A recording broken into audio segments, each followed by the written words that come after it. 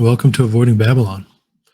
For those of you who may not have heard, Anthony and I decided to team up with Jason and Mark from the Tradmen podcast to do some crossover shows with each other on each other's channel. So our first episode aired last night live on the Tradmen channel on YouTube. And we recorded it so that we can share it on the Avoiding Babylon channel as well. Hopefully next week we will do another episode with Jason and Mark, and it will be aired live on Avoiding Babylon. And then it will be recorded and they will upload it to their own channel. That way both audiences get a chance to both interact with us live and then also, get a chance to where if they didn't see it live, view it on whichever channel they prefer. For anyone watching this on the Avoiding Babylon channel or listening to it on any of our podcasts, please make sure that you go over to the Tradmen podcast channel on YouTube or wherever you listen to podcasts and subscribe to Jason and Mark. They do really, really good stuff. They have really great content. Honestly, way more professional than Anthony and I could ever hope to be. So make sure you support them. Subscribe, like, share anything on their channel that you like so that we can build them up, because they have really helped Anthony and I a lot. They've supported us a lot by joining, the So You Think You Know the Faith trivia shows. So make sure you do what you can to support them. And hopefully you find these crossover shows that we do with them to be enjoyable. I think the working title for them right now is Avoiding Tradmen in Babylon. So we'll see if that sticks or not. So anyways, hopefully you enjoy the show and like it on both channels, preferably. Subscribe to both channels if you haven't already, and share it with anyone else who you think may enjoy it. And let us know what you think in the comments so we can kind of help curate these episodes, these crossover shows to appeal to both audiences. Anyways, thank you, and I hope you enjoy it. Oh boy! Oh, that was quick. No warning. No. Let's see how professional their intro is, Rob. Welcome back to Tradmen, everybody. How y'all doing? Where's the music? You guys want me to play the music? Man, I don't know how to do it. Yeah. Play Listen. This is our first live, so I got a whole plethora of songs that I like to intro with. If you guys want one. How big is a plethora? That's a Three Amigos reference. If you don't know, but anyway. You guys, all you make is Office references and things me and Rob never saw, so we'll just play along with it. I saw the Three Amigos. Who are you guys? I don't know. You never saw the Three Amigos? So for those of you who are joining us, and hopefully, and you know what, so we've been kicking around the idea of doing this crossover episode for a long time, and we weren't sure whose channel we were going to do it on. And so finally I made the really bad executive decision to do it on our channel, which only has 153 followers, versus doing it on y'all's channel, which actually has people to participate. 156, by the way. Oh, really? Okay. He's got a counter on his phone. Yeah. And so if you are joining us, please feel free to comment. Let me tweet the link out again to make sure everybody gets in here, because. Yeah. And even though this is Tradmen podcast, we have since we collaborated, we have a good collaboration title. Avoiding Tradmen in Babylon. Yeah. That's right. And just like always, Rob, in his professional manner, invites his children to join the stream. That's right. The best part. They're better than me. Biggie, what's up, Biggie? What's up, guy?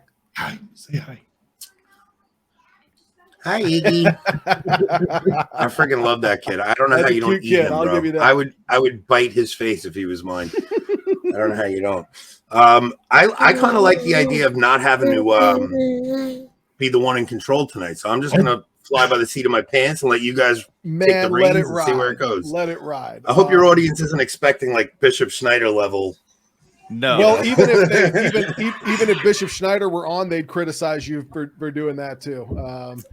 Hey, is that Don? What's up, Don? I How see you doing, Don. man? Yeah. Hey, Yeah. Mark, you want to go ahead for any listeners that'll our listeners that aren't familiar with Rob and Anthony? Yeah, You wanna let's go ahead and introduce. give them. Yeah, Let's introduce. So Rob and Anthony are brothers from another mother over at Avoiding Babylon. If you guys aren't subscribers to Avoiding Babylon, you need to be. It's a great channel. Got a lot of great and funny content. And they do a weekly show called So You Think You Know the Faith, and it's a Catholic trivia show where you guys, the audience, can participate and actually win some prizes. That's a stretch. and if you win, Anthony will winning, promise you a prize and then never give it to you. well, I was going to No, say I'm just winning kidding. is very subjective too.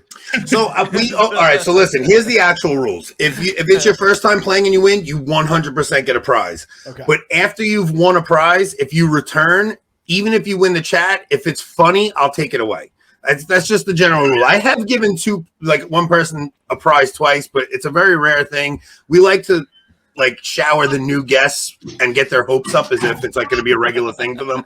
But we love to deny people if they've already won a prize. It works. What well did one of our reviewers call us? Drug dealers? Yeah, they give you the First first kit's taste free. for free. First kit's free. After that, we'll start charging.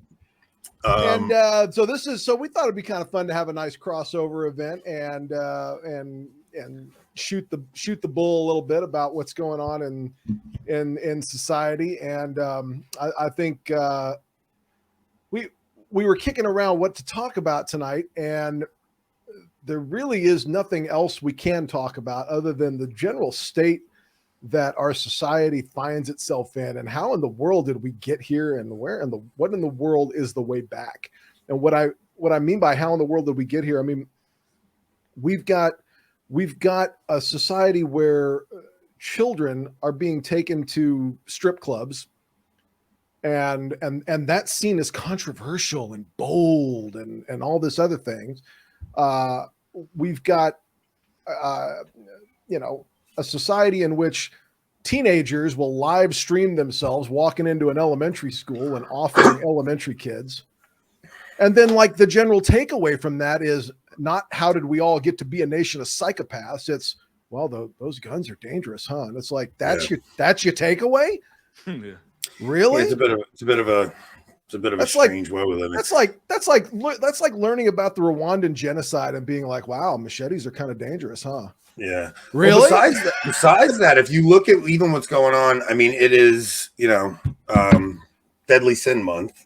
And the other day, Fox News decided they were going to join in on the fun, and they put out a segment called Raising Ryland, where it was nothing made me more angry than seeing this segment, because they tried to play it off like this is the most normal suburban household where it's just a typical mom and dad, and the mom's a conservative religious person, and they just have this daughter who from 3 years old their daughter just didn't want to wear a dress. And the way they went through this filth, it was like you have to just think, in 10 years this poor kid, first off, they're chemically castrating this poor girl, and she's never going to have a normal life whatsoever. And just the way they portrayed it was so enraging.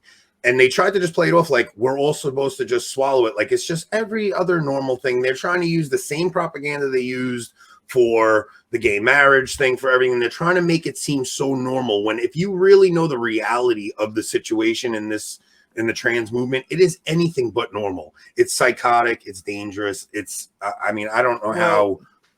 Well, piggybacking off that, if you remember years ago, 10, 20 years ago, the natural end, or not the natural end, but the logical end to the homosexuality movement was the transgender movement, right? Because there's a logical, natural end to all this, right? And now you have coming out, of course, they're starting to slowly or fast, however you want to look at it, this idea of pedophilia is an acceptable that's the next form, phase. right? So it's a logical end. But I remember being back in college, back in what was it? Probably about 2003, 2004. Just a quick. It was 96. Stop pretending. No, I graduated high school. So But you know, I transferred into Texas A&M, and so I had the last choice of all my classes. So I needed a humanities course or whatever they called it, and I took the only option that was left was a sociology class called what was it called? The family life or the family or something about the family. And I remember thinking, this is going to be a fun semester because it's going to be so left wing bent. It's just going to be trashing the nuclear family, traditional family, right? Well, I get in there and the professor walks in, and she looked like she was going to be out in left field. I mean, hair was everywhere and all that. And I'm just like, well, this is going to be a really fun semester.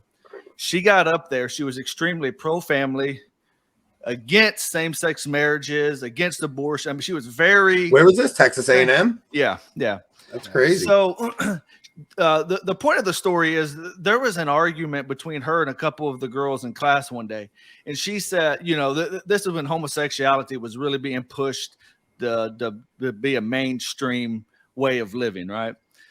And she mentioned something about, you know, these things have a slope, a curve that they all end up on. She goes, not too long ago, homosexuality was looked at as a deviant behavior. Now it's slowly not being a deviant behavior. She said, what's next? Transgenderism, bestiality, pedophilia. She goes, where do we stop at? And I remember the girl, because the girl was actually right in front of me. She says, oh, you're being ridiculous. That's oh yeah, everybody that's wants to play it off like that insane. slippery slope thing is nothing, right? You're just playing the slippery slope fallacy, et cetera, et cetera. Well, I look back on it now. That professor was spot on, because, you know, we got the transgenderism. We've got people thinking now they're doing trans species type nonsense. The crazy thing is, all of this goes back to Humane Vitae. All of it. If every single thing you're seeing now goes back to birth control. It's once you remove reproduction from the marital act and you allow it to be just for pleasure, you end up here inevitably, no matter what. Yep. No matter what. Like, it doesn't matter how. I mean, I took the first 30 years were a slow chug, right? It went from like in the 60s up until the 2000s. Once Obama came out. Now, his first term, he came out in 2008. He was against gay marriage. Like, he came out. They were talking about civil unions at the time, but a lot of these politicians were, right, because it was politically expedient. Mm-hmm. Yeah, they'll say whatever they think.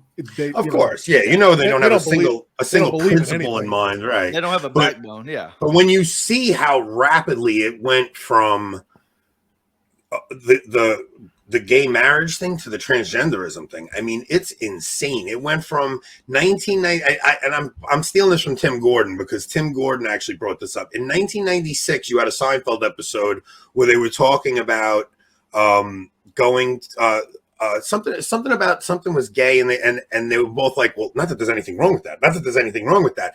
We went from that to gay marriage to this insanity we're seeing today so quickly. Like, it took 50 years to get to gay marriage and then 3 years to get to the transgender movement. It was nuts how fast this went. Yeah, and it seems like it's only getting faster, unfortunately. See, to me, it's indicative of even a deeper problem, though, which is it's the narcissism of everything. I mean, it would be one thing. Like, I had a guy I knew in law school who lived an openly gay lifestyle, and while we were in law school, he got married, as he would say in his gay marriage. But he was kind of one of these guys. Look, if you want to come to my gay wedding, that's cool. He wouldn't have been mad if you couldn't. If you don't want to, or you feel that doesn't reflect your values, that's cool too. You know, you do you. I'm gonna do me. Now, he's still in error. I want to be clear about that. I'm not. Yeah, but he wasn't trying to force it down your throat. But there's something about people who just like I also knew a girl who had boyfriends all through college and all through her postgraduate career. And then while she was in postgrad, the gay thing became cool. And now all of a sudden she's gay. Now, she's never been in a gay relationship, but everything about she's got it's trend. And it's not only trendy, it's a way of making everything about me. And every single thing about me, it's got to be about me, and you better reflect all the things I tell you, or you're, you know. And there's something narcissistic about that, and yeah, and that's that's the thing with not only this, but many sins, right? People, demand that you accept their sin, and you think, why are you so hell-bent that I accept your sin? And it comes back to the affirmation. They know deep down that what they're doing is wrong.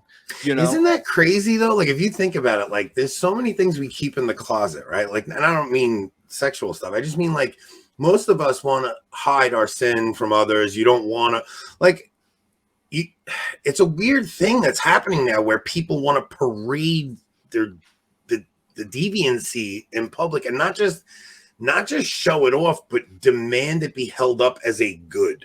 Mm-hmm. It's like, woe to you that call good evil and evil good. Like people aren't just satisfied with it being something I do, but I don't want anybody to know about it. It's like, not only do I do it, it has to be front and center and everybody has to praise what I'm doing. Yeah. It's absurd. I mean, think about it this way. If you knew someone who was suicidal. Wait, you're putting Rob's Twitter handle up as if Rob didn't abandon us. Now, Rob, not only did he abandon us, I think I know where he is. I think he's on Catholic Comedy's channel, and he's doing another one of these little skits over there because he did this to me already, and he abandoned me. I don't know where this guy went. He just decides to take off on us. I'm sorry. That's okay. If you knew someone who was suicidal, and you went to them and you said, look, I know life is hard. I know right now it seems like there's no hope. I know how you feel, but you got to hang on, bro. You got to hang on. How would you feel if instead somebody said, well, good for you. You don't let anybody tell you how to feel. You go right ahead and commit. God forbid anyone who would say something like that. Didn't we have something like that? We had Catholic priests accompanying people that were doing assisted suicide in Canada. That is a grotesque sin that I mean, it was almost, I thought about this example and it was even difficult to spit it out of my mouth. It's so awful. Well, no, there was an actual Catholic priest. I'm sure. There was a person who was going for youth, they were going to end, whatever they call it, the compassionate care at the end of the euthanasia. Yeah, it was euthanasia, but the priest actually accompanied this person in their suicide. And it's like, that's how off the wall it has gotten, even inside the church. You think about, like, I think somebody put up the other day, there was a quote by John Paul II saying how, like, if the church doesn't stand up against abortion, then the church will cease to be what it is, because it has to be that voice. And it's like, where is the voice of the church right now through all of this? It's so crazy. You brought up Humani Vitae. Have you read Evangelium Vitae by John Paul II? He made a list. I couldn't recall it to mind. He made a list of predictions. If we allow the culture of death to triumph, you will see that. Oh yeah. And at the time it came out, everybody rolled their eyes and did all that sort of thing. And go back and read it today. People could say what they want about John Paul II. That man was a culture warrior. I love John Paul II. That man brought that. There's an amazing documentary on Amazon Prime called I wish I knew the name of it, but it's about John Paul II. Oh, John Paul II and communism, maybe something like that. But it's about showing how, I mean, you got to realize this is before all the scandals that came out and stuff. And they show John Paul meeting Gorbachev, and Gorbachev's knees are buckling. Like, he's so nervous around this towering figure, John Paul II, who's just like wagging his finger at him for the atrocities he's committing on his people, I mean, the guy, look, he appointed some horrific cardinals. He was terrible with the liturgy, and he came up in the 60s, so he did have a little bit of that, open the church to the world type of stuff. But that man was a powerhouse when it came to life issues, when it came to sexuality issues. I mean, he gave us Ecclesia Dei. He actually, most of the work that Benedict XVI did on Summorum Pontificum was building upon his work. Was begun by John Paul II. John Paul II is also, I mean, Summorum Pontificum is also John Paul II's brainchild as well. I think he had some bad people surrounding him. I think Cardinal Angelo Zodano was a snake. But think about how many of those cardinals than I could throw in. But under John Paul and Benedict, there was a lot of cardinals and bishops who we were like, oh, this guy's good, this guy's solid, this guy's solid. And then when Francis came out, it was like all their true colors came. The masks dropped for all of them. I mean, I remember. Well, they're going to go along with whoever they think is going to further their career. You could just see clericalism. These men are company men who just want to move up in the ranks. But Schönborn was like a student of Benedict XVI, and he was a good cardinal before Francis, and then Francis comes along and he's sitting there and he's talking about, well, you know, the family has to be. I mean, once we saw like you're talking about worrying about going to that college class about, you know, you were worried that it was going to be like a very left-leaning class. When Francis called that first synod on the family, I was thinking the opposite was going to happen. I was saying, okay, well, this is where you're going to see the indefectibility of the church come in. They're going to try and pull all this left stuff, but in the end, the Holy Ghost is going to protect the church, and you're not going to get any of these shenanigans, and we're going to get a solid document on the family. And that was back in 2015. And instead, we got, you know, the footnotes of what was his the thing that came from that. Was it Morris Laetitia? Yeah. Was it? Yeah. So we got the footnotes of Morris Laetitia opening the floodgates to divorce and remarry. And the funny thing is about that, like, that was never about divorce and remarried people. It was never about that. Because first off, anybody who's divorced and remarried is going to go for an annulment. Everybody gets an annulment now. Like, there is no getting denied an annulment, right? So, and then 90% of people are going up, and nobody's questioning if they're divorced and remarried anyway. So what was the point of that whole document anyway? Honestly, I mean, the people who genuinely cared are going to do what the church actually teaches, right? Like right. It was almost like writing a document for people who don't care whether they're allowed who don't to go care or not. aren't waiting for you to give them permission anyway. Exactly. It was such a strange thing. Francis has burned all his political capital on all the nothing burgers that he's come. Remember the Synod on Synodality? That's still going on. Still going. I was going to say, remember it. Yeah, because nobody talked about it nobody talked about it the first 3 weeks it started, and apparently it's still going on. But even the Vatican forgot about it. And I wonder if Francis will live long enough to see that come to fruition. No, I mean, there's pretty credible rumors that he's going to retire now, and I don't know if that's true or not. But and Jason was even telling me sometimes the better the devil you know than the one you don't. But I think the only reason I think there's any credibility to those rumors is because I think he wants to see how it plays out after he's gone. Like, I don't think he wants to leave it to, you know, God's providence. He wants to be in the background, maybe not even pulling strings, but he wants to see if all these guys he elected to the cardinal. He's going to be vocal as he's going to ignore all the. Yeah, he's not going to be a Benedict XVI, no way, quiet in the background. But I think he wants to see all the work he put in the past decade. Will it pay off? And that's why I think he might step down. Yeah, but you know, ultimately speaking, even if he doesn't, I don't worry about it, because we already know who the winning team is, and you know what, they're having their little moment right now. The modernists, they're having their little moment. The Supiches of the world, the bootlickers. My advice is enjoy it. Because, let me tell you, because it always comes to an end, and here's why you know we're going to win. Here's why you know we're going to win, because of course the gospel, we know in the apocalypse Christ comes back to judge the living and the dead, and we know that Christ wins in the end. But aside from that, here's how you know we have to win. I saw a video the other day of Jason Alexander, who is George from Seinfeld. Yeah, and it was a video of them asking George to find something funny about January 6th. So I really wanted to get this clip pulled up for us tonight so we could actually watch it. So Jason Alexander comes out and he intros himself in this whole long thing, and he's saying, I'm known as a comedian. People who know me as someone who's funny, who loves laughter, and they asked me to come up and find something funny about January 6th. And I got to tell you, for the life of me, there's nothing funny about it. He goes through all these horrific things about January 6th. And I'm saying to myself, how can anybody have watched January 6th, saw that idiot with the shaman hat on, with the painted face, and not laughed? How can you not laugh at that? That's how you know we're going to win. These people have no sense of humor. They don't know what's funny. They're so devoid of reality. So is this video just a close-up of him? Yeah. It was through because I see a video here and it just says he gives an urgent message for January 6th here. Yeah, that's probably it. Can you play it? If you can play it, it's so bad. Oh, look who! Wait, where were you? It's Stephen at Catholic Comedy. How was Catholic Comedy? Were you doing another chit chat with Rob segment, or? Well, yeah, I figured that has a better chance of being successful. So obviously, and you get to talk to guys like Father Ripperger. Oh yeah. Did you talk to him in the voice? Because did you call him Father Chad?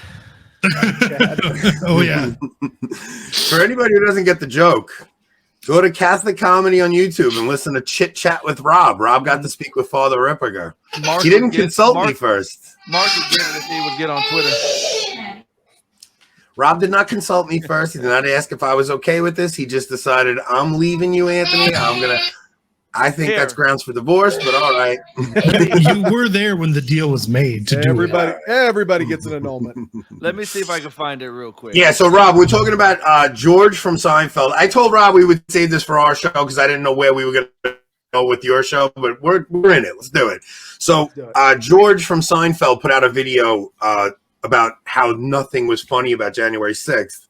And I said, how can you see January 6th with that idiot with the hat on and the painted face and not find that funny? Like, these people don't have a clue what funny is anymore. QAnon shaman. Yeah, the QAnon shaman. How could you watch that and not laugh at that? Okay. All right, y'all ready here? I'll play the. Let's see if Jason can pull this off. I might take you as my new tech guy if you could do this, Jay. Well, I don't know. I guess I just share screen. So let me. Yeah. Are you doing it in Chrome? Because if you're not doing it in Chrome, it's not going to work. Yeah, it's in Chrome. What I'm also going to do is, first I'm going to do the Catholic Comedy thing, or you want me to do the Jason X? No, let's do Catholic Comedy. Let's do Catholic Comedy. Come on, let's do Catholic Comedy. Well, I see. I might as well just leave again. No. Well, let me see if I can figure this out. No, I'm kidding. What do you want to do? You want to do Jason Alexander? Let's do that. That's better. I don't want to do that to Rob. Yes, you do. You do want to. I do, but I'll leave it up to everybody. Is it bad or what? What's it? No, go for it. I mean, no, it's great. It's great. It's not great. We're not. I don't want to lie. if you're not. It's the greatest thing I've ever seen. Can y'all see anything? No. Okay, unlock the. Oh, you're like me with the tech stuff, Jay. Yeah. Let's see. Go to system preferences. This is what happens when you join a show with a bunch of boomers.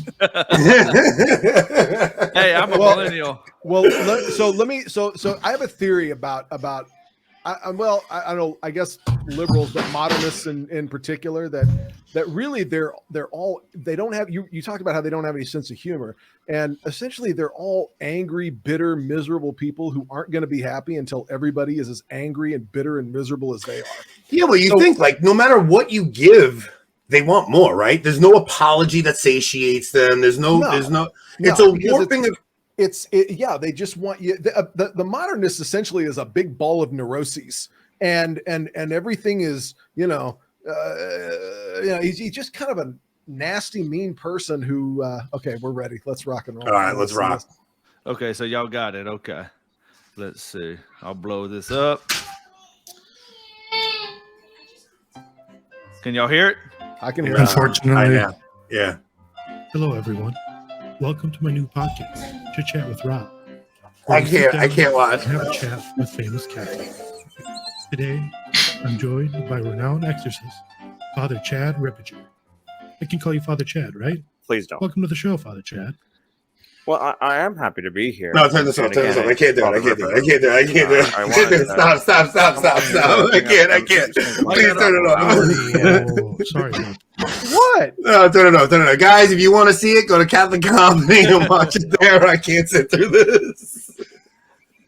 Did you sit through it all earlier? Oh, I did. Now I'm intrigued. Yeah, I'll send it to you, Mark. But see, we had Lou G over here laughing, and we stopped her. Well, listen. Here's the thing. It's not even that it's bad. It's that I am going to scrutinize anything Rob does without me. Right? I mean, for the idea that he was going to go and do something on another channel and not talk to me about it and tell Jason me when I saw he pipes in with, I'm going to do this for my other podcast, and I was like, Where do you come off doing this without my permission? I had actually had kind of a 2-episode podcast like a couple years ago with another friend of mine. We just kind of quit doing it, but basically it was called Everyone and Their Mother, and it was going to be everything Marian, like, you know, from Marian dogma. Oh, that's a good idea. It's way better than Tradman. And everything. Yeah, that's why we're avoiding Tradman. All that's why other that's why podcasts we're you in can Babylon. Start, so you don't. Babylon's the only place that'll invite us. Well, listen, the part of the appeal of getting us together is we're just going to make fun of each other, right? So when I talked to Rob this morning, I went, "Really?" He went, "What I do?" I see you making appearances on other channels without talking to me here, but he goes, "Oh, that came out, huh? Oh, that came out." You were literally there when I agreed to do it, Andy. Oh, I know. Yeah, well, here's the thing with tonight's episode, right? Is that, you know, me and Mark, you know, we usually talk about serious subjects and we have guests, so we can't kind of cut up and goof off most of the time, right? And we get with you guys, and you know, on your show, so you think, you know, the faith is really enjoyable, and then that other live you did for Mass of the Ages, we had some really that was one of the most fun shows we did, man. Yeah, and that was just a free for all. Yeah, it was a great time. Topic. But did you want to play this Jason Alexander and then discuss? Yeah, let's just see it, just because you could see how unfunny they are. Okay. Right. So if you could even just bring up you don't have to play the whole thing, but just show how unfunny they are, how they don't even have a grasp on humor. Okay, oh wow, time has not been kind to him. Okay, no. So if this isn't the one, just let me know. Let's hear it. Let's see. Because I heard the audio. Hey everybody, it's Jason Alexander. Yeah, this is it. Internationally beloved comedy superstar and television icon from the 90s. People know me if they know me, primarily for comedy, for all things comedic, for making people laugh, or at least trying to. And I think that's why the good folks at Midas Touch asked if I could perhaps lend a comedic viewpoint to a rather serious subject, that being January 6th and the January 6th insurrection. You might have to pause it and talk over it so you don't get hit with it from every comedic. Okay. Like if you don't pause these and talk over them, they'll hit you with a copyright strike. Now just think about like how he prefaces this. I'm funny. I'm a comedian from the 90s and everybody knows me. I am so relevant to today. Yes, I am the funny man. Everybody knows me as the funny man. And they asked me to speak about this topic of January 6th. And let's see what he says. What's funny? A complete insurrection. I knew him because he was on a funny man show. I remember that. Yeah, that nobody took serious. Comedic angle I can think of, and I tell you, it is elusive. I am not exactly putting my finger on the comedic button. You got American citizens storming our nation's capital, breaching the barricades, attacking police officers, breaking and entering our Capitol building itself, committing further acts of violence, vandalizing. And you have a grandma that's 93 years old waving an American flag in a little hallway, and you have this idiot with this stupid hat on. There's funny in there. How can these people not see the humor in this? I don't get it. I'm actually amazed at how quick America went from being all of our institutions were racist and had to be abolished to democracy as sacred. Yeah. And how well, it just depends on you. It just depends on what you're talking. It just depends. It depends if those institutions are serving their voluntarist agenda. Right. And so you know what you call somebody whose only criteria of what they're for or against is whether or not it helps them? That's a sociopath. That is the clinical definition of a sociopath. Yeah, people love to play the they always want to call out the hypocrisy of the left, but that's not. There is no hypocrisy on the left. They have one rule, and that is power. So it's like, yeah, I know if we did this, they'll jump all over it, and when they do it, they just ignore it. Like you look at like every single shooting, you look at what the perpetrator was, and that depends. That gives you what the entire. He convinced. Oh, thank God for Don. So yeah, like you look at it, always goes by who the perpetrator was. If it was a white male, then you know the narrative they're going to go with. But they don't care about actually having principle or consistency. It just doesn't work like that. That's not. You know, they care about their narrative, and if it serves their purpose, and they'll run with whatever they have to further their power and their agenda. You know, and I was thinking about this past weekend in Idaho, right, in Coeur d'Alene, where they had all these these white supremacists. Yeah, wait. I don't know that story. I saw somebody posted something about that. What happened in Idaho? So apparently, and if either of you, Mark or Rob, have heard it, and I misspeak, let me know. But basically, what happened is, I guess they got a tip or whatever that these white nationalists were going to cause a riot, I guess, as a counter protest to the Pride celebration they were having, and they found all these guys in the back of a U-Haul van and arrested them for threatening to cause a riot. Now, as far as I know, they didn't actually do anything.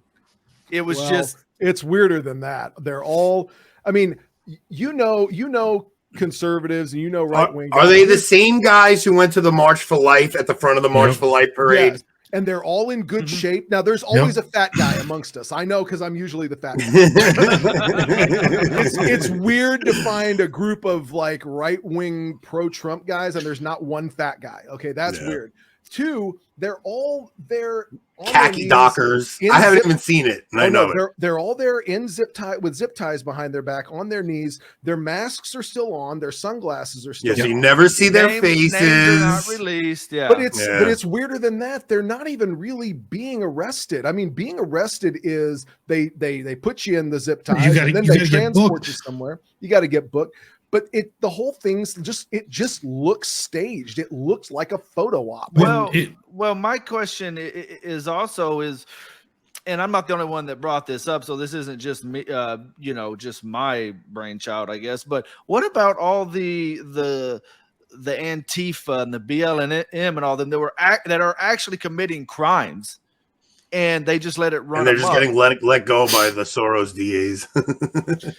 They get arrested. They're out 10 minutes later, and nothing ever comes. You saw the two people who threw the Molotov cocktail in the police vehicle in New York. They're getting like 2 years. Like if that happened on the other side, they would be in jail for life. Lock away the key, throw away the key. That's a wrap. So what I guess, and to bring it back to Catholicism, because we're not really a political podcast, but but I was going to bring up a Catholic point if I could bring it up, because y'all saw the shirt on that one federal agent, right, that was arrested. What did it say? Why don't we get Jason Alexander off the screen, because he's kind of funny looking. Okay, well, but basically it was like an armada vessel with trying to think of what the name of that symbol is. That's the wrong one.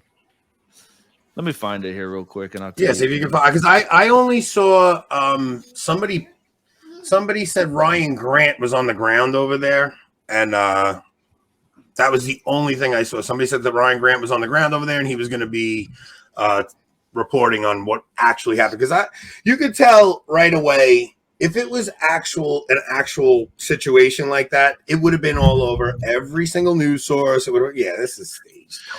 Well, they say that they've found ties between this Patriot Front and like the Azov battalions and other organizations in Ukraine that have ties to the CIA. Okay, now this is interesting. Now I haven't seen this. There's an actual arrest. Well, these are mugshots. Okay, well now listen, I'm the first one to say that if I'm wrong, I'm wrong. Okay, I'm not out to promote conspiracy theories, knowing that they're wrong just because it'll help me, right? But I do have to say that it's weird to arrest a domestic. I mean, first of all, if they did what they did, then the FBI ought to be involved, because once you're in a U-Haul, you're now in interstate commerce, and that's federal. Well, did they catch them with anything? I don't know. I honestly don't know. I mean, is it illegal to go and counter protest? It was just very strange that there were all these guys with their masks on and their zip ties, but they weren't really doing anything. They weren't arresting them. They just sort of had them there in the zip ties, and they were standing there like it was a photo op, and they weren't transporting them anywhere, asking them any questions, reading any rights. That's what happens when you. Oh, get this arrested, is Mark sharing his screen. Okay, that's me. I'm sorry, guys. Yeah, no. I was sitting here trying to figure out how the heck is that. Well, He's like, oh man, there's a ghost in the machine. no, but okay. So here, I'll show you the picture I was talking about. I can't think of the name of this, but it's a Catholic symbol, at least unless I'm completely wrong. But I found it. Well, are they trying to make it like they were like traditional Catholics, or I don't know, but can you see that? It's a cross. That's the Jerusalem cross. Jerusalem cross. There you go. It's definitely, whether you call it Catholic or Orthodox in origin, it's Christian in origin, but yeah. But I mean, at the same time, it's also kind of a crusading symbol, so anyone with that mindset would think of using it potentially. But what's more troubling to me is that the entire nation, we can't know what's true anymore because every word that comes out of their mouth is a lie. It's and crazy, they feel like, right? And, you don't and they, even know what to and they will anymore. tell you we have the right to lie because it's for the greater good. Well, the problem with that is Jesus said, I am the truth. So there is no greater good than telling the truth. And if there is, you have to master the smaller goods first. And the rest of us kind of figured out in kindergarten that it's better to tell the truth than tell a lie. But these folks are adults. Well, these folks are adults that don't know how to arrive at moral conclusions that your average 9-year-old can reach. I mean, to be fair, though, that's kind of the whole problem with our country. I mean, from the very beginning is we're not a country that believes in truth. We're a country that believes in truth is whatever the majority of the people decide it is. So then you have, groups of people that all they care about are power and, whatever they want and whatever they will, they'll use whatever means they can to get 51% of the population to vote for it, because that then in our country is truth. And that's the problem. Yeah. And it's also, like you just said, like the idea that, like how they even determined Roe v. Wade was based on that, because they were trying to say everyone has the right to their own destiny and things like that. Like that's really just totally devoid of truth completely. So it's, well, what the Supreme Court's job is not to tell you what is good policy or bad public policy. The only thing that branch of government does, and this is the reason why we don't vote for our Supreme Court justices and they have lifetime tenure, is to tell you, is to ensure that whatever laws Congress passes and whatever means the president uses to enforce those laws must comply with what is enshrined in the Constitution. That's it. That's all they do. They interpret the law.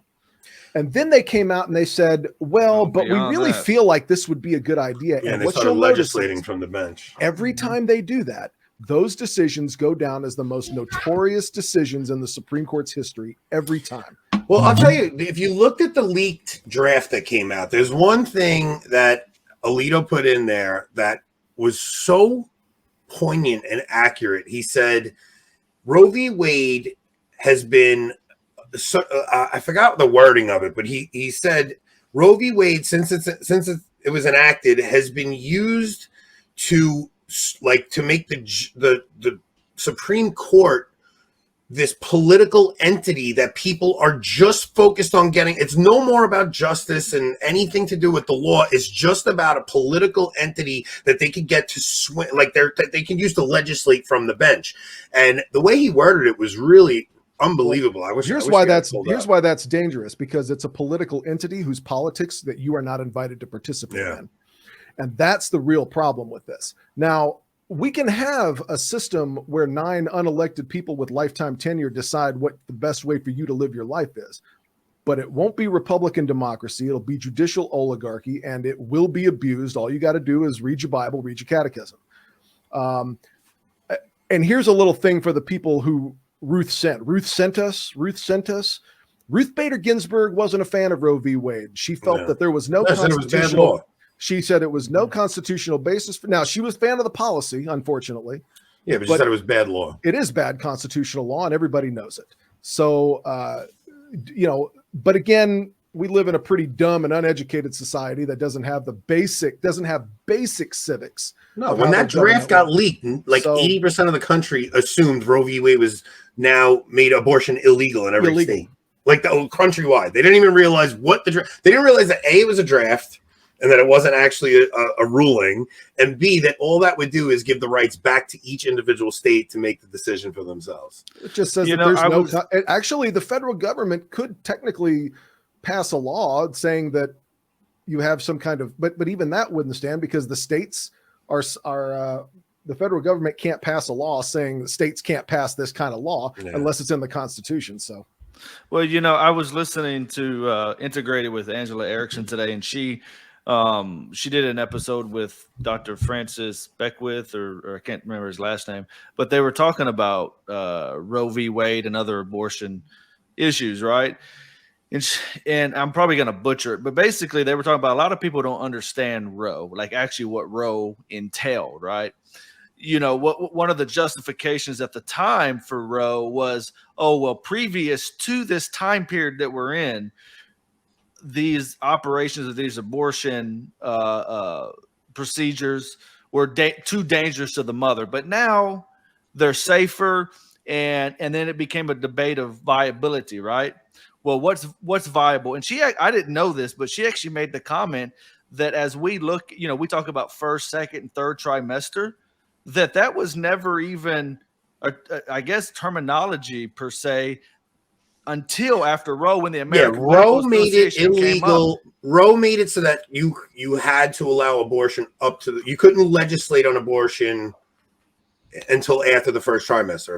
If I'm right, because they talk about viability, right? But as she mentioned, but as technology advances, viability could go down to 3 weeks, right? I was going to say, as she's mentioned in her podcast, viability is very fluid as technology advances, right? So where is the line in that? And of course, that line was actually moved by a further case called KCB Planned Parenthood, which moved that line again to something else. Mark, you're a lawyer, so right. What kind of law do you practice? Actually, personal injury, right? No, if I practiced personal injury, we'd all be in my sweet recording studio. I'd have flown y'all down just in my private jet just for this podcast. Oh man, hey, we're gonna talk off air after this show. That's right. Mark, me and you should have done the Amber Heard Johnny Depp trial, man. We'd have like 8 million subs by now. We could have got rid of these two bums. I do. To answer your question, I do criminal law, and I also do debt relief and small claims court. But I was in law school. Constitutional law was my jammy jam. I loved constitutional law, and I firmly believe that the Constitution's unique genius. It's not bicameral legislation. England has that. So we're not the first ones to do that. And it's not really tripartite government. There are governments all over the world that have 3, maybe sometimes even 4 branches of government. But the unique thing about the Constitution is the first document to set up 3 branches of government in opposition to each other so that no one branch of government maintains too much power. Yeah. And they were very concerned about the concentration of power. So if you look at the branch with the most power is Congress, and out of the 2 houses of Congress, the one with the most power is the House of Representatives because it has the most people. The power is diffused amongst more people.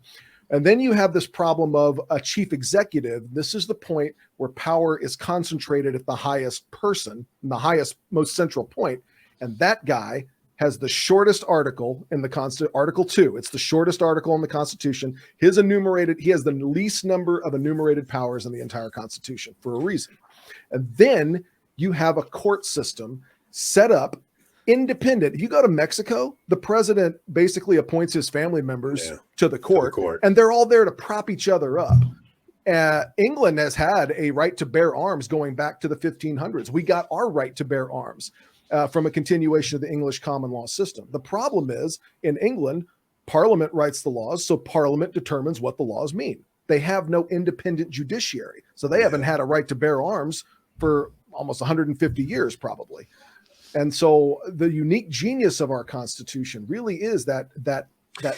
Yeah, and that's what's getting so scary nowadays, because you're seeing how they're purging people who don't think in line with that crazy narrative that's going on. So you're seeing, even with the election, right? Which I know that's a terrible thing to talk about, but forget the idea of fraud or anything. But the cases that they tried to bring were getting tossed because of no standing.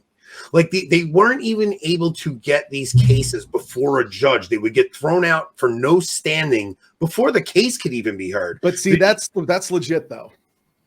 Yeah, but But what I'm saying is a lot of, not really, like even in the Pennsylvania one, there was like, well, no, it really probably should have been no standing because they did it after the election. But like there was just so many cases that like where if you have judges who are picked by one political party and then you have, it's very dangerous when you have all three of the branches of government all thinking alike. And the issue there is that the Electoral College was established for much the same reason that we were just talking about. It was decided early on that the states would elect the president.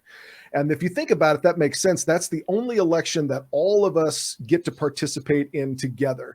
Now, we may vote for our congressional representatives, but Anthony, you can't vote for the 2nd Congressional District in Houston. You don't get to vote in that election. I do. And so there's only one election that all of us get to vote in, and that's the president. So the Electoral College was established with that. And in order to keep the states sovereign, it was decided that each state would determine its own electoral process for deciding who these electors would be. Yeah.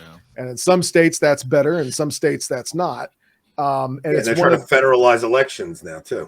Yeah, and that's the thing that I always go back to is we can't build a perfect society here on this earth. We can do better than we've done before in some cases, and some cases not. But we must always get our morality and our theological and moral teachings from the Catholic Church. It is the only institution that we can count on all the time to tell us the truth. Not the Pope necessarily, the Church. That's the only place we can go where we are sure 100% of the time what is right and what is not. Yeah, I think that's why people are losing it right now, because that stability and that rock, especially when it comes to moral foundation, seems like it's getting shaky, right? Like it seems like... Well, in the eyes of most, it's gone. The church has no moral authority for most people anymore. Oh, that is the fault of the modernists themselves. I was going to say, and the church has hurt itself in that regard. So, the church obviously in its perfection, indefectibility and whatnot, has the moral high ground. But now us as the lay people have a huge uphill battle due to the evil acts of some within the church.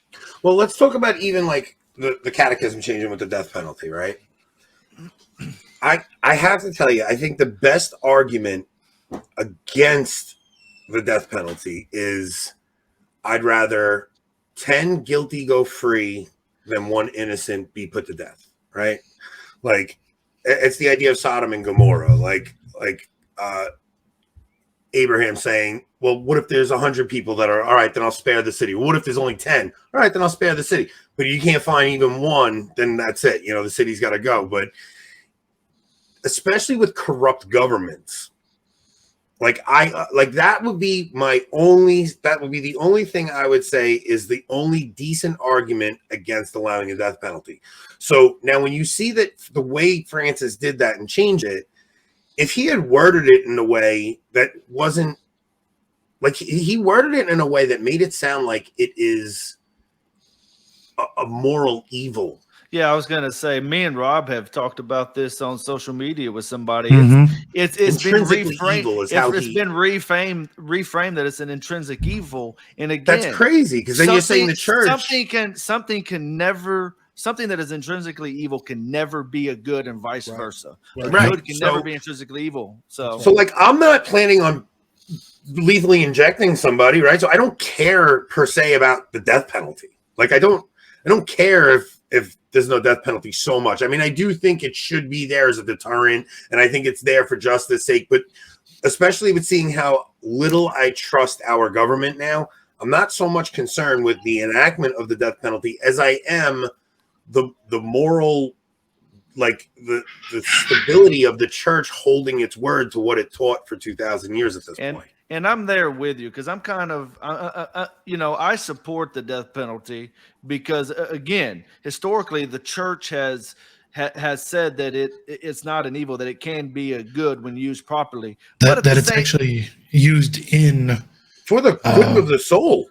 Well, right. It's used in obedience to the fifth commandment, actually, when used properly.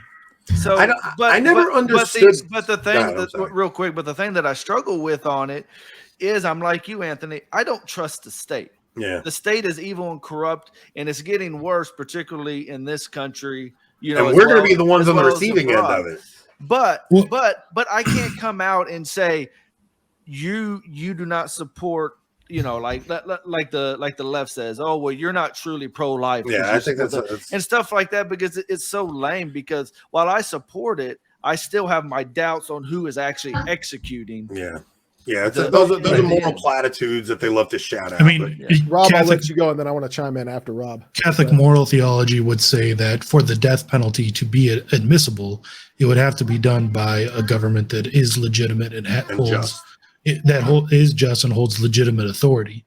So one could definitely make the case that, well, you know, for instance, the Soviet Union, Nazi Germany, Communist China, these places are not legitimate governments. They don't hold legitimate authority given by God. So no, they can't use the death penalty in a moral way. They don't. But even that, the death penalty is actually for the good of the soul. And until like I used to have like a hard time with that because I was a JP2 Catholic, where it was like, oh, you're pro-life, you got to be against the death penalty. But no, like if somebody actually did commit a heinous crime and they know their end is coming, the hope is that they will repent.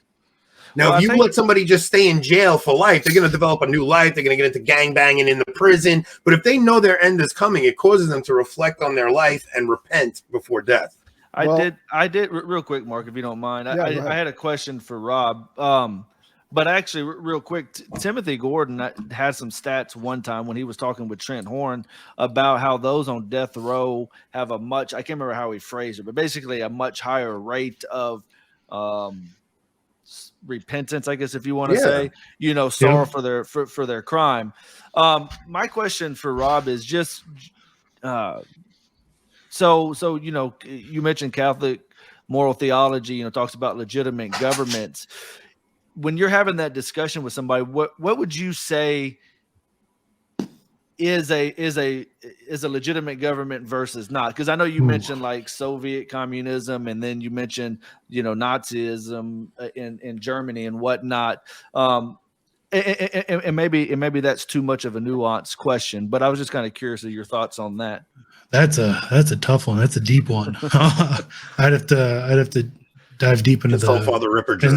So I want to be the dissenting out there. I want to be the dissenting opinion. Well, maybe not the dissenting opinion, but I want to stick up for what the Catechism says about the death penalty, even the Revised Catechism. The Catechism lays out certain conditions for the intentional taking of a human life in order for it to be done legitimately, and in a sense, it is a last ditch effort to protect someone from an unjust aggressor that a person has a good reason to believe is an immediate threat of death or serious bodily injury. In the case of, and for most of human history, prisons, especially the modern penal system, didn't exist. Prisons were kind of iffy thing, right? You even look to like the West in the 1800s. If you robbed something, they'd hang you. Because they didn't have a prison system to give you a 15-year sentence. And also part of Pope Francis's decision, what Mark is talking about, is the penal system, how we're much more advanced. But I also think that's a very narrow first world type viewpoint on the penal system itself. And it's also not applicable in all situations here. Do you guys remember Ted Bundy? Yeah. Ted Bundy escaped jail awaiting trial twice, and both times when he would escape, he would go on a murdering spree and kill innocent people.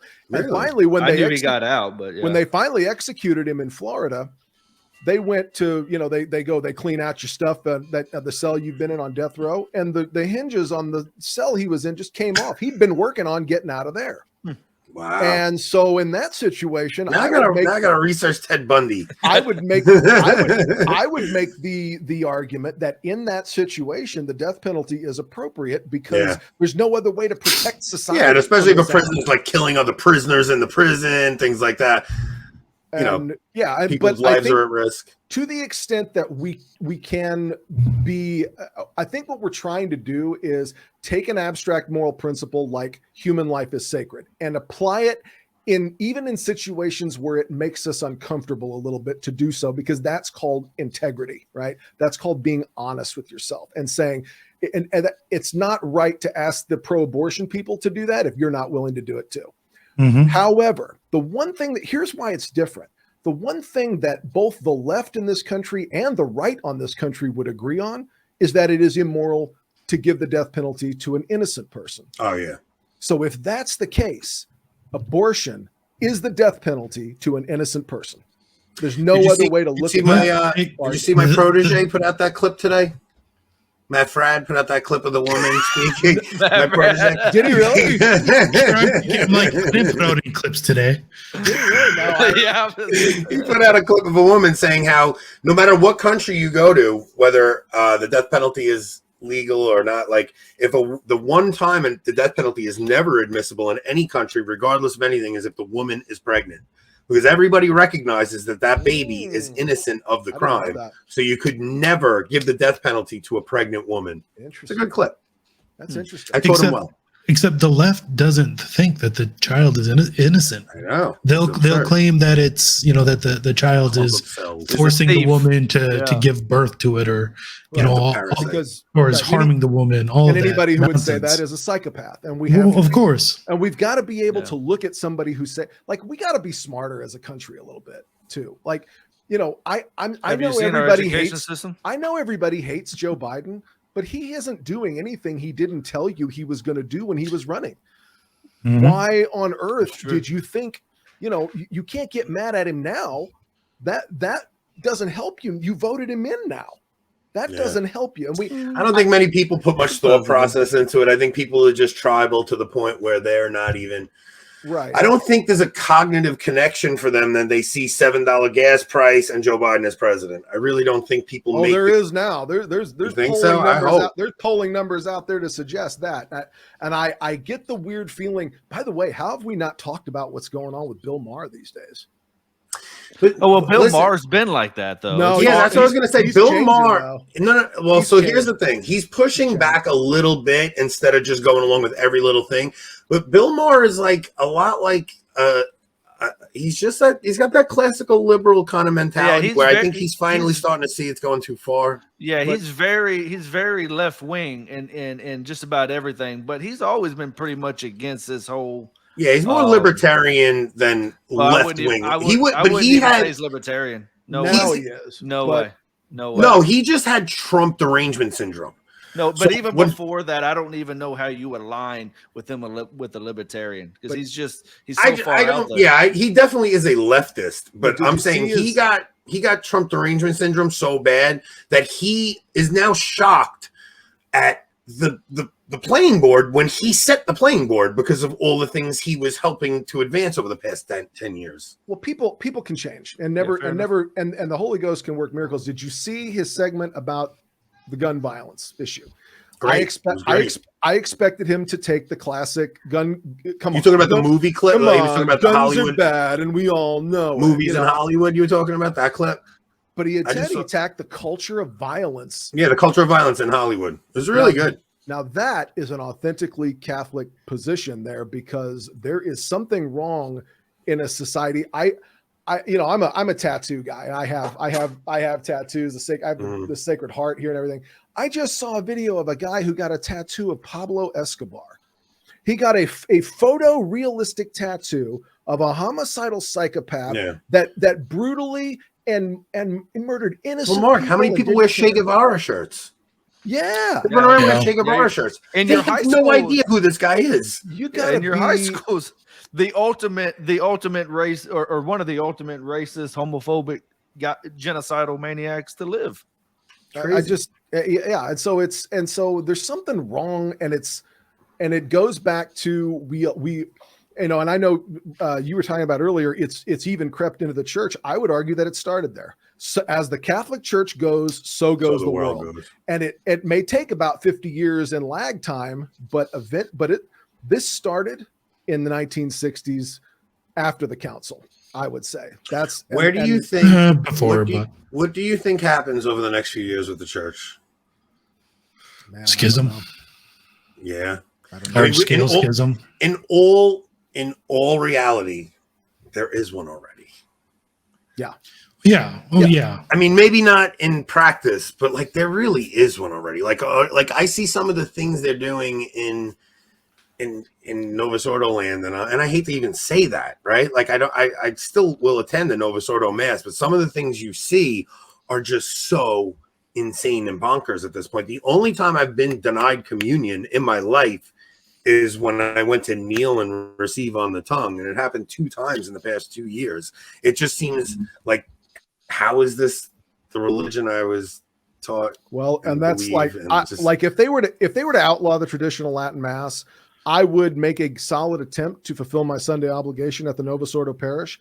But if it gets to a point where I start to feel like I'm worshiping strange gods, the Catholic Church, no one in the hierarchy of the church can command me to worship strange gods. Yeah. So like, what happens if now that you walk out? What happens if now that you have soupage at the Congregation for Divine Worship, they start popping in these, like, that's my mom's line. Like, my mom's like, I'm going to stay going here until, like, I guess she has this line she's not going to cross, right? So it's like, well, what is that line? Is it women deacons? What is that line? Is it, if they add Pachamama to the canon, like, what is the line? That'll do it.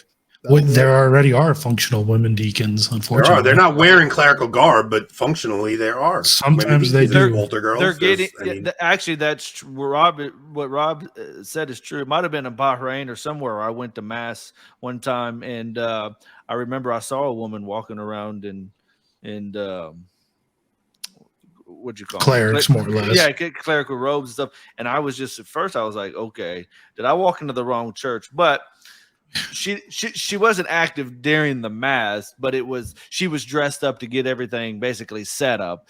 But I mean all this from female altar servers to the female acolytes and all that, it's just getting everybody used to seeing that. So that when they go a step further, you're not shocked. Let me also say this though, because a lot of the women who are helping at mass aren't doing it because they're liberal crazies who are trying to move the they are women who are genuinely trying to serve the church, and because the church is allowing it, they think they're doing a good thing, right? Like like a lot of people like will see clips of like women doing things like that, and they're like, these are, I know some of them. They're some of the most genuine, spiritually, like supernatural, faith-filled people you'll ever meet in your life. And they genuinely, from the bottom of their heart, just want to serve the church. And they're going up and reading the readings at Mass because they want to help, not because they're revolutionaries. Because the church has confused this idea of what active participation actually is. It's crazy. And I agree, because when we were talking about schism, that it's already and maybe not in practice per se, but is there. But we have to be careful too, because it's not necessarily a Novus Ordo versus TLM type schism, right? Because definitely not. No way. I think it's an Orthodox Catholic versus Lib because Cath, like you said, I've mentioned on our show before, my kids' godparents, all 6 of them, I met them through my conversion through a Novus Ordo parish. Some of the most intelligent Catholics I've ever met, and can talk to anybody about traditional Catholicism and stuff like that.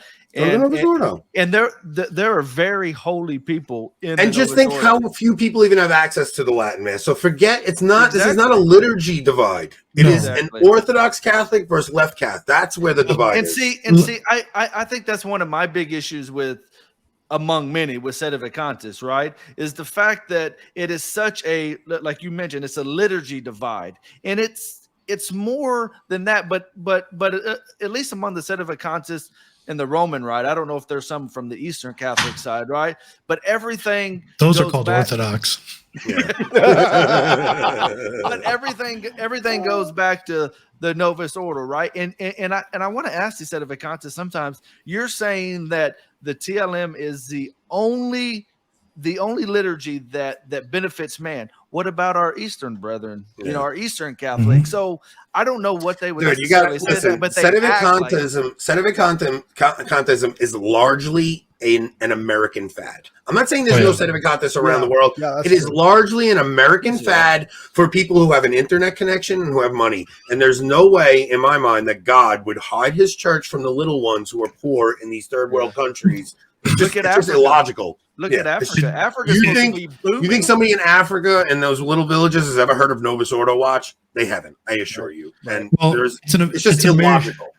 It's an American fad because those people have the same presuppositions as your liberal American Protestants. Mm-hmm. They believe they have the authority. They as individuals, they're the source of power and of authority, and they can interpret. I mean, it's really sola scriptura, except instead of just the Bible, they've added in They're adding in the documents, the councils, and all the other accounts. yeah.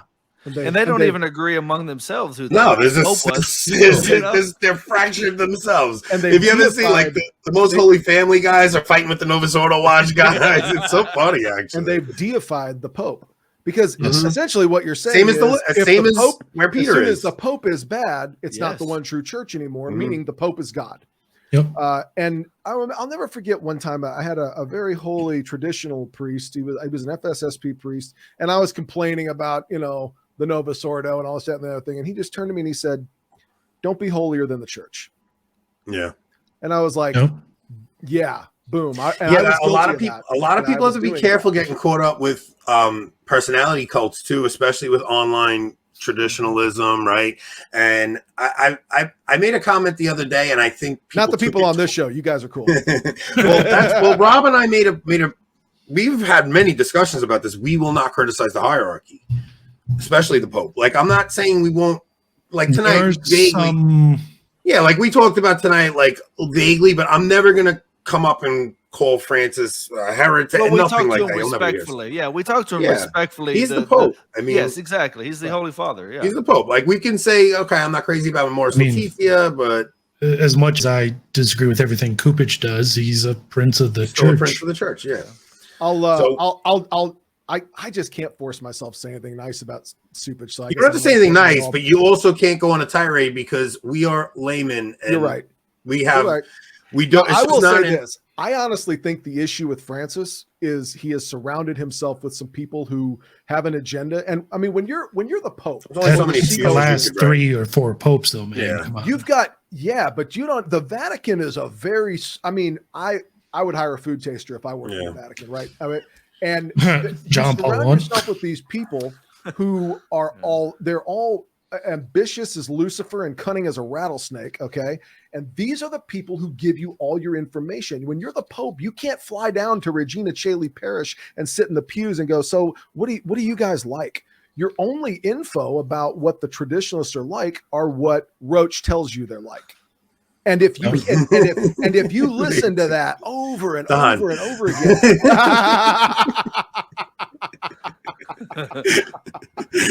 you're gonna have an opinion of traditionalists that is very slanted and very negative and very because when he was the bishop of Buenos Aires, when Summorum Pontificum came out, he created a space for the traditional Latin Mass celebrated every Sunday in his diocese.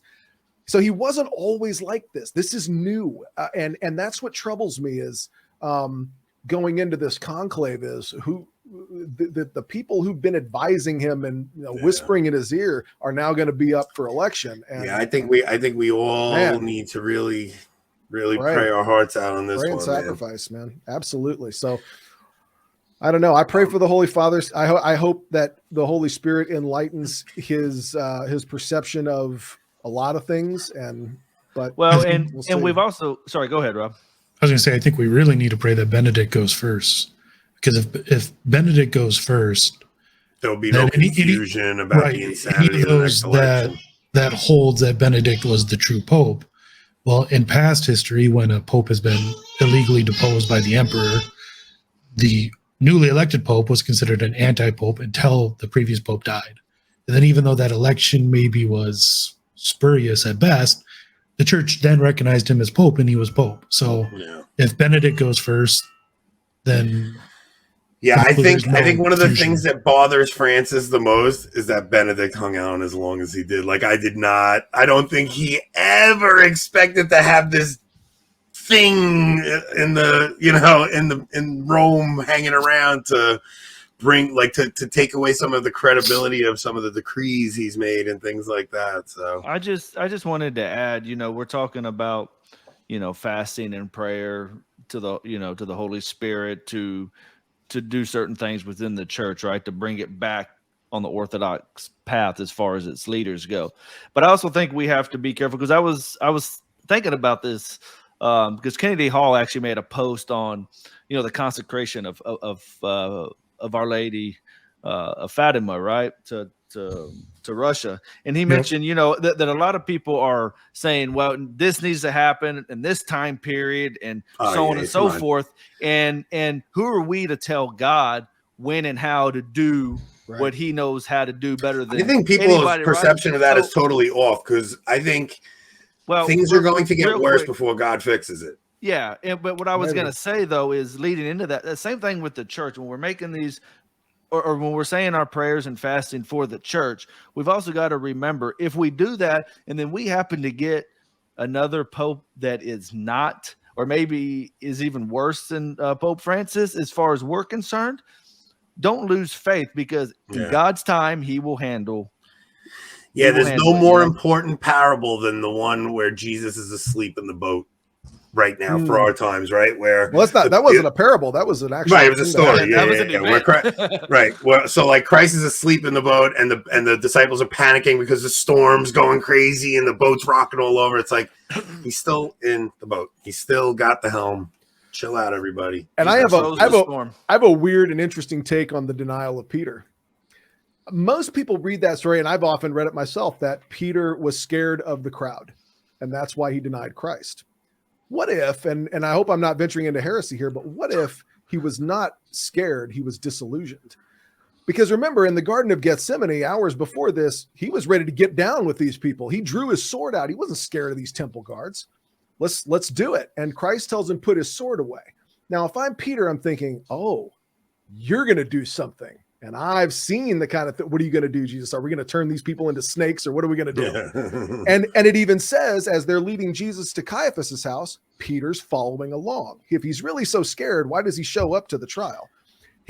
I think he may have showed up thinking, man, we're going to turn you all into snakes, and then we're going to see what's up. And instead, Jesus says nothing. He allows himself to be insulted, spit on, hit. And that's when Peter says, forget it. I'm done with this guy. And he's even described as cursing. Like he's angry as he's walking away. What if he's disillusioned? And how many of us, I know I've felt that way so many times. The church does something that is just infuriating, and you're just like, that's it. These people are all evil. I'm done. Jesus, it's your church. You fix it. You think about every single line in the Gospels, and I'm talking like early in my conversion, there was a time where I was out drinking with a bunch of guys who I hadn't seen in a long time, and they hadn't known me since my conversion. And I was embarrassed about my conversion, and I denied. So somebody was like, oh, I hear Anthony's going to church and this and that. And I was like, no. And I downplayed it. And I remember being so devastated at myself and disappointed in myself.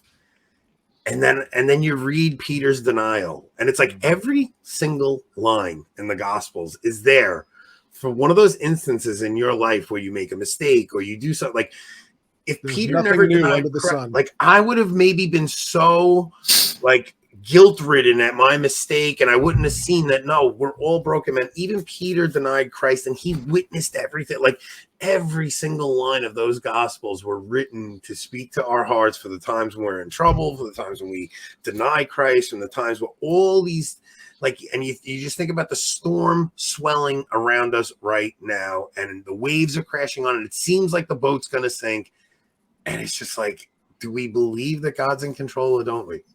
Yeah, every tyrant on earth has been the one who's going to take down the church, and those guys are all dead, and we're still here. Yeah, and these people are not more terrifying than the Stalins of the world. I know they imagine themselves to be, but trust me, I'm not scared of these people. Y'all are Father Mike Schmitz fans, right? Didn't y'all say that? Love him. I love him. Okay, so adore that man. There was I guess a few years ago it was an Easter homily or whatever.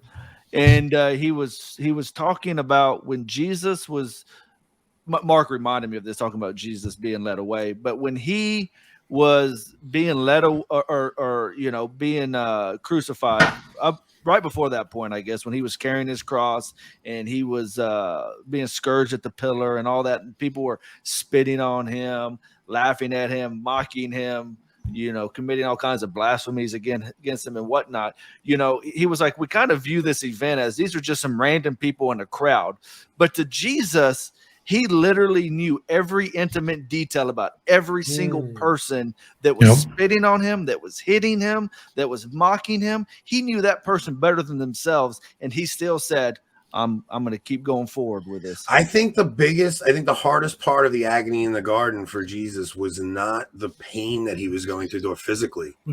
Right. It was experience everyone's sins that would happen for the rest of time. And more than that, knowing that the people he was going to die for had they didn't care. That it's like he is God and we're about to murder our creator. Because I just think that is so much more infinitely worse than the physical pain he endured. It's like to know that the people he loved into existence are going to not only not care, but actively kill him, and that's what's real. You have to go.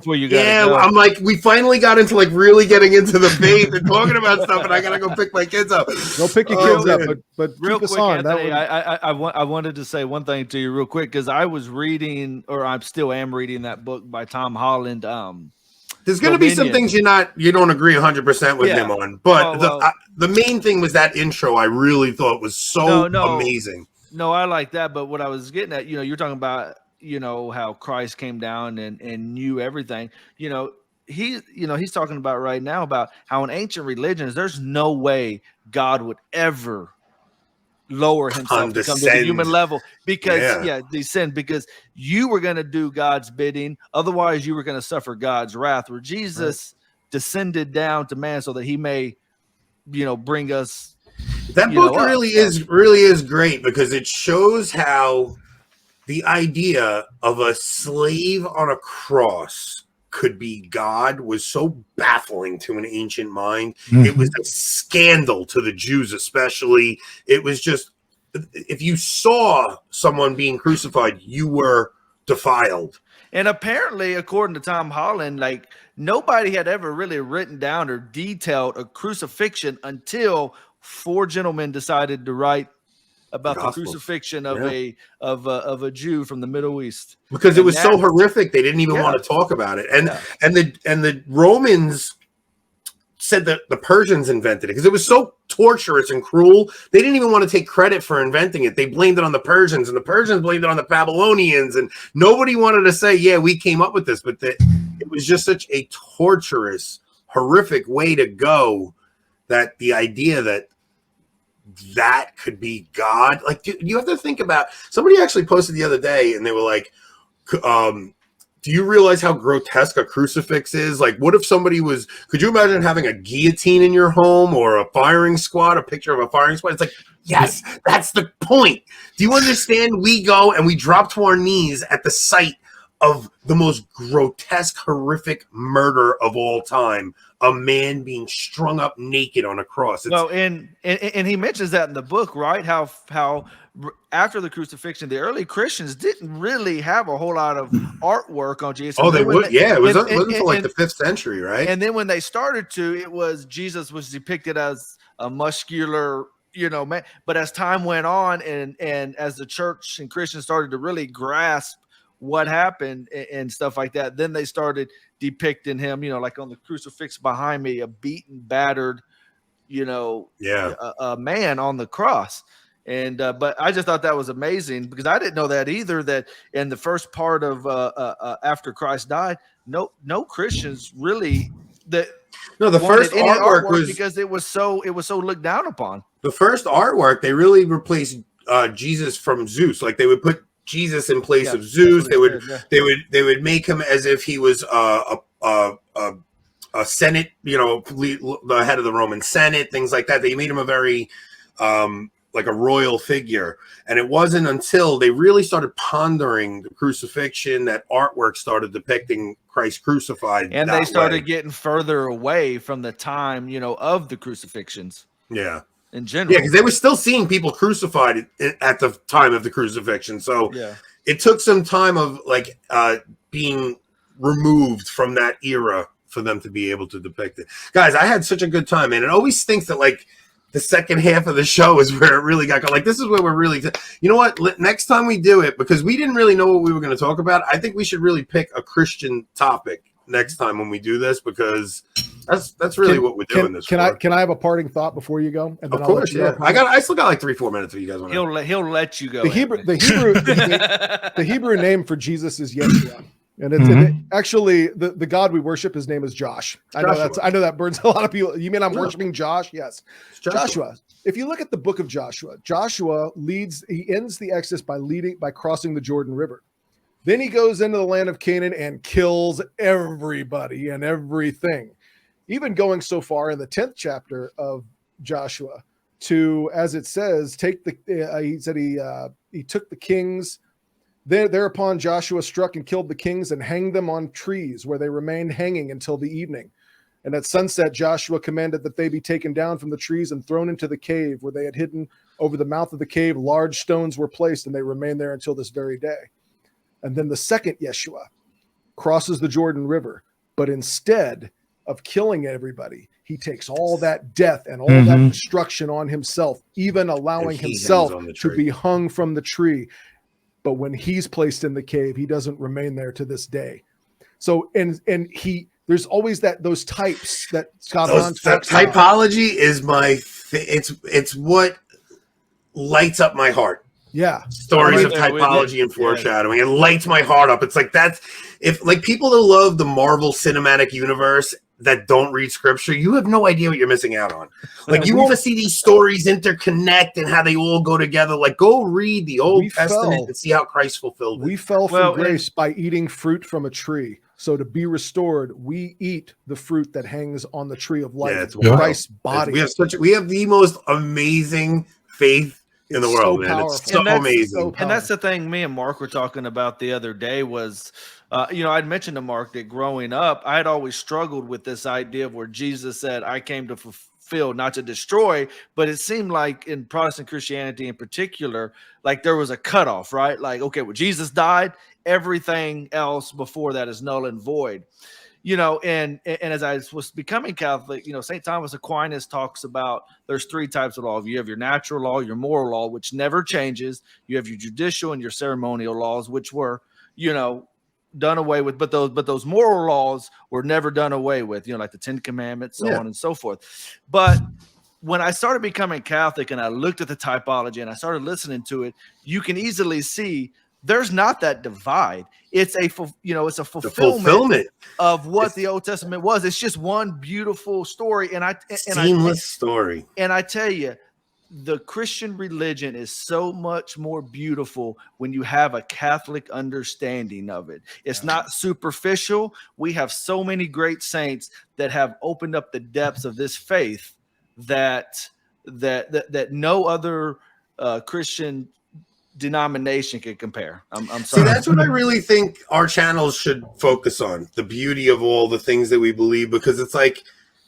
there's 100 other channels out there that they could go and get gossip from that are doing the talking head thing, getting into this drama is happening. Come on next week and let's talk about types.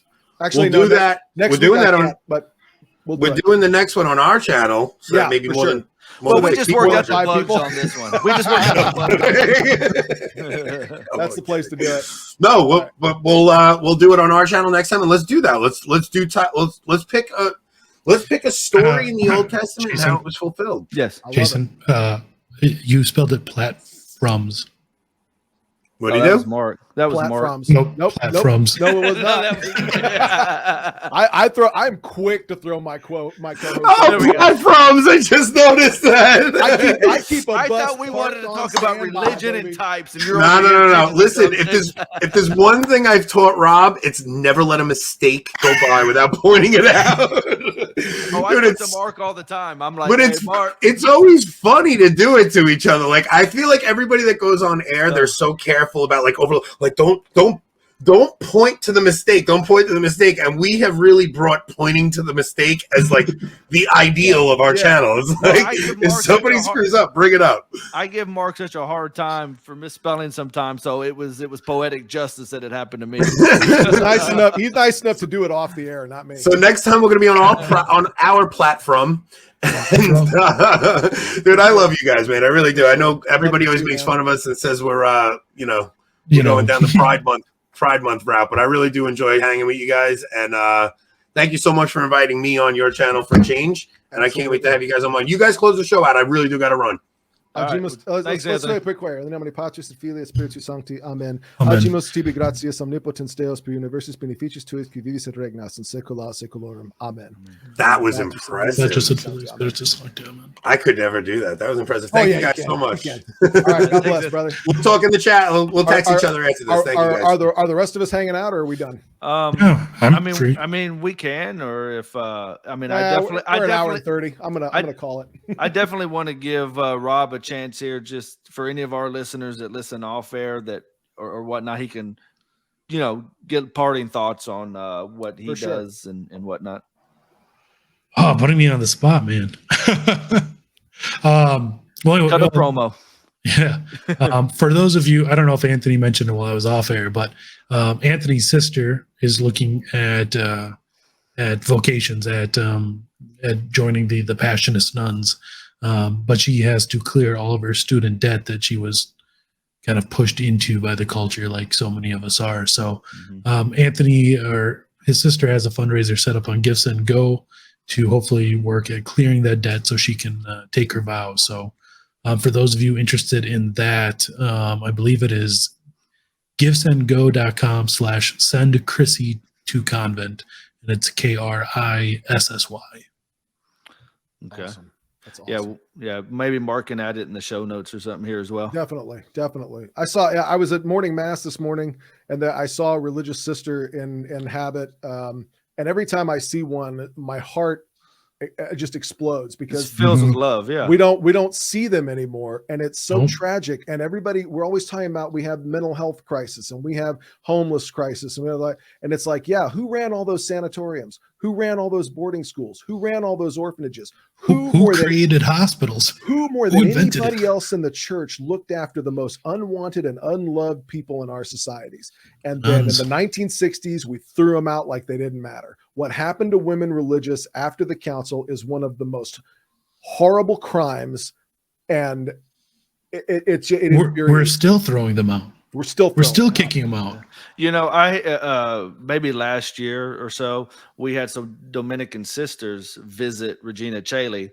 They were actually a Vietnamese Dominican sister group. The Vietnamese kept it real. They keep it real. And I remember after Mass, my 11-year-old daughter was just talking to them for the longest period of time, and they were talking to her. And I remember thinking, like it just gives you such a good feeling. Even if your daughter doesn't become a sister, it's awesome for her to cultivate that love and relationship for them. And they took some pictures with her and whatnot. But I tell my girls all the time, and my boys too, but since we're talking about sisters, don't just write. I know you want to be a mother, you love babies and all that, and that's a great vocation and whatnot. But don't write off being a sister just because that's what you want. And Mark's grandmother actually gave him some advice that I've started using with them. Mark's grandmother told him, give God the first pick. So Mark went ahead, if you don't mind me sharing, Mark. No, I don't. Mark spent a couple years or so in seminary discerning whether he was going to be a priest or not. Decided it wasn't for him, obviously. Now he's married and whatnot. But I told my girls that the other day. I said, give God the first choice. Give it an honest discernment. And if you want to be a mother, but you feel God is calling you to the sisterhood, go with what God is discerning you to do. Here's what I recommend for everybody. And I was just gonna add, I know my oldest daughter, she's 13, she'll be 14 later this year. Her and a couple other girls around the same age are actually putting together basically a discernment group for girls their age, and they're supposed to get That's a awesome. sister to come in. They're going to meet once a month and talk with the sister and basically have a study with her and whatnot. But we really need to push our young girls and young boys. I always say do a postulancy. Do a postulancy, right? If at the end of your postulancy you enter the novitiate, that's fine. If you don't, that's also fine. If you do your novitiate and it's time to profess, and this is not your vocation, you have just spent a year, maybe 2 years, in an environment where you will learn spiritual practices that will carry you through for the rest of your life. And especially right out of high school, you're too young to really appreciate college anyway, I think. Give yourself some time to spend some time out of the house, okay? Learn some self-discipline, learn a prayer life. And I'm telling you, you will 15, 20 years down the road, you will look back at the time you spent in postulancy and possibly even novitiate as some of the best, most formative years of your life. There is no downside, right, to at least doing a postulancy. And I tell everybody that, and I think I still stand by that, because your spiritual directors will guide you through the discernment process. They're not, if you find a good community or a good seminary, they're not going to ordain you if you don't really belong there. Okay. But at the same time, at a young man, 16, 17, or when you graduate from high school, okay, or a young lady at the same age, man, you need to learn some things about how to be an adult Catholic that I think that's a great environment to do it in. And so that's that. Amen. And that's all I got. Yeah, that's our show, everybody. Yeah, but Rob, do y'all have a trivia show coming up this week, or? Yeah, I think we're still planning on doing it Thursday, maybe Wednesday. I'll have to check with Anthony. Fridays, just so many people are busy during the summers, and so it'd be nice to get a chance to do stuff on Fridays nights too. So I think it's going to be Thursday or maybe Wednesday. We have to figure that out. I think we're tomorrow planning on doing a show with his sister to talk about her discernment. So cool. Awesome. Yeah, That's we awesome. should check that out. So they can catch you at Avoiding Babylon on YouTube, and then of course I'll throw them up here again. They can catch y'all on Twitter and keep up to date with y'all's workings. But yeah, definitely check out Avoiding Babylon. They do really good work over there, and it's fun. It's a fun way to learn about the faith and fellowship, Yeah, it's nice just to hang out without thinking about all the crazy stuff going on in the world. Exactly. And I was just going to end, Mark, real quick. Me and you are actually putting together an episode tomorrow on Father Emil I'm hoping Capon, so. My guest has not gotten back to me to confirm yet. So I'm hoping so. I'm going to call him because I've been texting him and he's not responding. Well, we need him. If anybody's watched the show before, it's Dr. Alex Bilikowski. He's a military historian. He's a professor at a university around here. But we're going to talk about Servant of God, Father Emil Capon, and release it on Father's Day. So anybody that doesn't know about Father Emil Capon, do some research on him. Pray for his I can't say the word. Pray for him to be a saint. For sure, Anthony. Thanks for coming on, bud. I forget because beatified is that's not it. Blessed. What do they call when they become a venerable? Canonization. Right? Yeah. Yeah, pray for his canonization. Sorry, guys, I still haven't mastered the English language after 40 years, so excuse me. But his Latin is.